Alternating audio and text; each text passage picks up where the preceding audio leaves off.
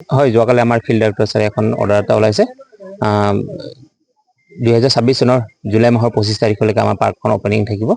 তাৰ পৰা আমাৰ পিছত আৰু নেক্সট ইয়ৰলৈকে বন্ধ থাকিব। আৰু বন্ধ সেইটো এতিয়ালৈকে ক'ব পৰা নাযাব, সেইটো আমাৰ ছাৰে ডিচাইড কৰিব। এনে যোৱা বছৰটো আমাৰ 24 তাৰিখে 24 ছেপ্টেম্বৰ 2025 খোলা হৈছিলে। হয়, বাৰিষাৰ বাবে বন্ধ হৈছে, সম্পূৰ্ণৰূপে বন্ধ হ'ব। কিন্তু আমাৰ এটা কথা কি, ইয়াতে যিহেতু ভূটানৰ এখন ওচৰতে এখন আমাৰ হেৰি আছে, তো তেওঁলোকৰ গাড়ীবিলাক অহা যোৱা কৰিব। গোটেইকেইটা ৰেঞ্জ বন্ধ থাকিব। হয়, জীপ চাফাৰী হয়, জীপ চাফাৰী বন্ধ থাকিব। ৰাফটিং, এলিফেণ্ট চাফাৰী এইবিলাক বন্ধ থাকিব। বিদেশী বুলি ক'ব গ'লে আপোনাৰ 1600 আমাৰ বিদেশী পৰ্যটক এতিয়ালৈকে আহিছে, আৰু এতিয়াও আহি আছে আমাৰ ইয়াতে টুৰিষ্ট। এনেকুৱা নহয় যে লাষ্ট আমাৰ এইটো এটা অফ চিজন বুলি ক'ব লাগিব ক'লে। তথাপিও আমাৰ টুৰিষ্ট মানে আমাৰ যিটো আপোনালোকে সকলোৱে গম পাইছে, ইয়াত এটা আমাৰ ব্লেক পেন্থাৰ এটা ওলাই আছে, লগতে দুটা পোৱালি নতুনকৈ জন্ম পাইছে। তো সেইটোৱে আমাক এটা মানে ভাল এটা হেৰি দিছে, বতৰা দিছে।